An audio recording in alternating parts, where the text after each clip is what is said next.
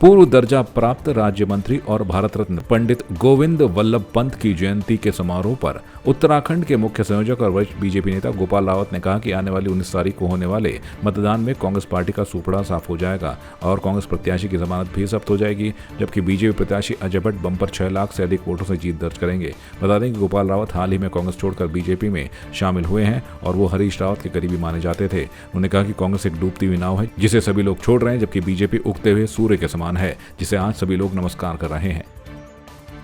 अरे भाई, भट्ट जी तो 6 लाख से ऊपर ही का अनुमान है कि जीतेंगे। कांग्रेस की तो जमानत ही जब्त हो गई यहाँ से। कांग्रेस से सब डूबते हुए जहाज में कोई नहीं चलना चाहता है। उगता हुआ सूरज में सब लोग प्रणाम करना चाहते हैं। मोदी जी, धामी जी और भट्ट जी ने यहाँ पर बहुत विकास किया है। इतना विकास किया है कि लोग जो है देख रहे हैं, तभी तो ये भीड़ इतनी उबड़ी। अगर काम नहीं किया होता तो क्यों आते लोग? कांग्रेस के पीछे क्यों नहीं भाग रहे? क्योंकि उन्होंने तो कोई काम ही नहीं किया है। केवल आपस में गुटबाजी करना, आपस में एक दूसरे को लड़ाना, जनता के बीच में एक दूसरे को लड़ाना, इस तरह से उन लोगों ने कार्य किया, तब उनकी आज दशा खराब हो रही है। नैनीताल लोकसभा सीट से कांग्रेस प्रत्याशी प्रकाश जोशी ने हल्द्वानी के कुसुमखेड़ा क्षेत्र के नारायण नगर में जाकर नुक्कड़ सभा कर अपना प्रचार किया, जहां उन्होंने नैनीताल लोकसभा सीट पर सांसद रहे अजय भट्ट पर क्षेत्र से जुड़े तमाम मुद्दों को लेकर हमला बोला। प्रकाश जोशी ने कहा कि 10 सालों से नैनीताल लोकसभा सीट पर बीजेपी के सांसद रहे, लेकिन क्षेत्र से जुड़ा एक भी मुद्दा वो हल नहीं कर पाए और अगर पिछले 5 सालों का अजय भट्ट का कार्यकाल देखें तो उनके नाम कोई भी उपलब्धि नहीं है जिसको लेकर वो जनता से अपने लिए वोट मांगे। इसलिए इस बार भी उनको प्रधानमंत्री के नाम का सहारा लेना पड़ रहा है। हल्द्वानी में चौथी बैठक है। नारायण नगर है, कालाडूंगी विधानसभा क्षेत्र में आता है, जहां से मैं पहले चुनाव लड़ चुका हूँ। अपने ही परिवार के बीच आया था। जहां तक जनता से जो प्रतिभाव है, रिस्पॉन्स है, आप देख चुके हैं कि इस समय रात को भी पूरी जनता यहाँ पर है मौजूद और सबने मुझे विश्वास दिलाया है कि वो अपना भरपूर आशीर्वाद और समर्थन मुझे देंगे और चुनाव में विजयी बनाएंगे। जनता में सबसे बड़ा रोष जो है, सबसे बड़ा गुस्सा इस बात का है कि जो वर्तमान सांसद है 5 साल पहले वो इनके बीच आए या नहीं आए, पर इन्होंने सबने वोट तो दिया और उनको सांसद बनाया। सांसद बनने के बाद उन्होंने पलट कर इस क्षेत्र की तरफ नहीं देखा। मैंने सवाल पूछा कि सांसद यहाँ आए, बोले सबने कहा नहीं। ऐसे ही अन्य बहुत से क्षेत्र हैं जहाँ वो कभी पलट कर नहीं गए और उसके अलावा बहुत से चीज़ों पर वो नाकाम रहे। अपनी सांसद निधि पूरा नहीं खर्च कर पाए, मात्र 40% खर्च कर पाए। 17 में से 7 करोड़, 10 करोड़ बेकार चले गए जो इस जनता के थे, इस जनता के विकास पर खर्च होने चाहिए। जिस गांव को उन्होंने गोद लिया, उस गांव की तरफ पलट कर नहीं गए, उस गांव को बेहाल कर दिया। अरे नहीं लेते गोद, कम से कम सरकारी योजनाएं तो आ जाती उसमें। अरे आपके गोद लेने की वजह से वहाँ कोई योजना भी नहीं पहुँच पाई। पिछले 10 वर्ष से भारतीय जनता पार्टी की सरकार केंद्र में है और लगभग 7 सालों से राज्य में भारतीय जनता पार्टी की सरकार है और 10 वर्ष से लगातार भारतीय जनता पार्टी के सांसद इस क्षेत्र से चुनकर आए। हम जहां भी जनता के बीच जा रहे हैं, एक प्रश्न हम पूछते हैं कि आप अपने गांव में, अपने क्षेत्र में, अपने नगर में क्या बता सकते हैं कि भारतीय जनता पार्टी के सांसद के द्वारा कोई भी विकास कार्य कराया है? तो बड़ा आश्चर्य हमको होता है कि जो जवाब जनता की तरफ से आता है उसमें वो कहते हैं विकास कार्य तो छोड़िए, हमने 5 सालों में अपने सांसद को भी नहीं देखा है। तो कहीं ना कहीं लोगों में बहुत नाराजगी भी है।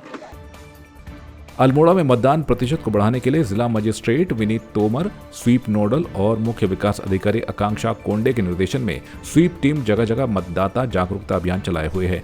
स्वीप टीम द्वारा हाट की ओर से मतदान का प्रतिशत बढ़ाने को लेकर एक कुमाऊनी गीत हिटो करो मतदान गीत गाकर भी लोगों को प्रेरित करने का काम किया गया। साथ ही स्वीप ने बच्चों के माध्यम से जगह जगह नुक्कड़ नाटक, जनगीत और नारों के माध्यम से भी मतदान प्रतिशत बढ़ाने का संदेश दिया। जिलाधिकारी विनीत तोमर का भी मानना है कि जनपद में मतदाता जागरूकता के लिए स्वीप टीम द्वारा किए जा रहे प्रयास अहम साबित होंगे।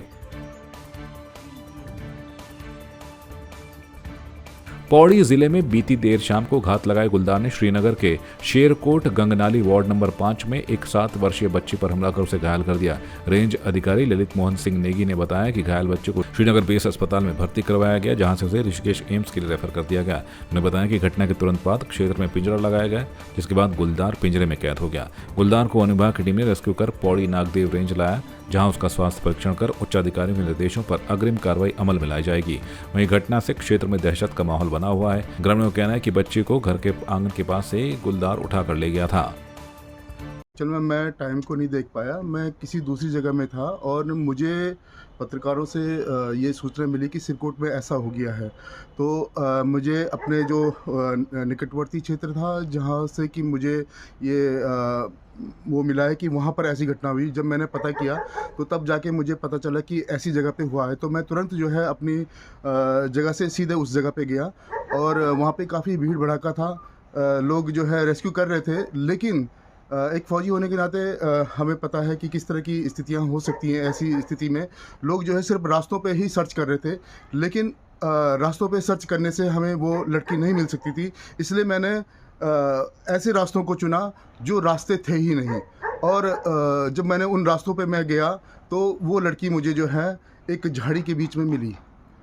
और लगभग घर से कितने दूर गुलदार उठा ले गया था बच्चे को? लगभग जो है घर से जो है वो उस लड़की को लगभग 15 मीटर 30 मीटर के लगभग 15 से 20 मीटर के इर्द गिर्द जो है वो लड़की हमें मिली है। वहाँ गुलदार के मोस्टली उसके गर्दन के आसपास ही निशान थे, घाव थे। इस अस्पताल में बच्ची को लाया गया था और हमारी पूरी टीम ने, सभी चिकित्सकों ने तत्परता से उसका उपचार किया है और उसकी स्थिति को स्थिर करके, और चूँकि न्यूरोसर्जरी की रेफरेंस की ज़रूरत थी, उसको न्यूरोसर्जरी के उपचार की ज़रूरत थी, इसलिए हमने उसको एम्स ऋषिकेश के लिए रेफ़र कर दिया है। देखिए हमें जो है रात को जो है 8 बजे पता लगा तो हमारी पूरी टीम जो है मौके पे पहुंची और मौके पे बच्ची को केस हॉस्पिटल में एडमिट किया गया था और उसके बाद उसको आगे रिफर किया गया।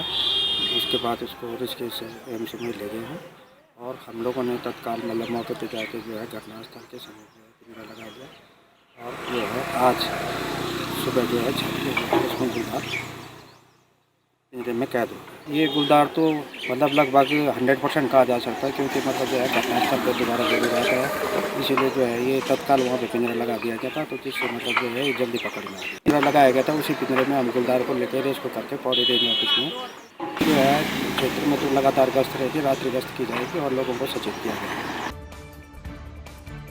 लेह लद्दाख में ड्यूटी के दौरान हार्ट अटैक आने से उत्तराखंड के खिरसू ब्लॉक के जवान संजय राउत का निधन हो गया।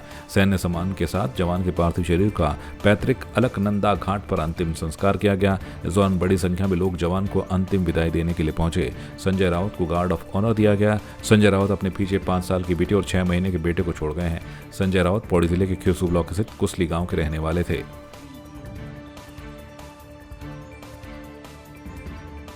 इसमें संजय रावत जो खिरसू ब्लॉक के रहने वाले थे, इनका लद्दाख में निर्जन स्थान पे इनकी नियुक्ति थी, जिनकी मृत्यु हुई है, जिसके अंत्येष्टि में शासन व प्रशासन के सिवाय उनके यूनिट के समस्त अधिकारी आए हुए हैं। जिस दिन उसकी डेथ हुई उससे अगले दिन उसके भाई ने उसको अपने एक्सचेंज से फ़ोन किया था।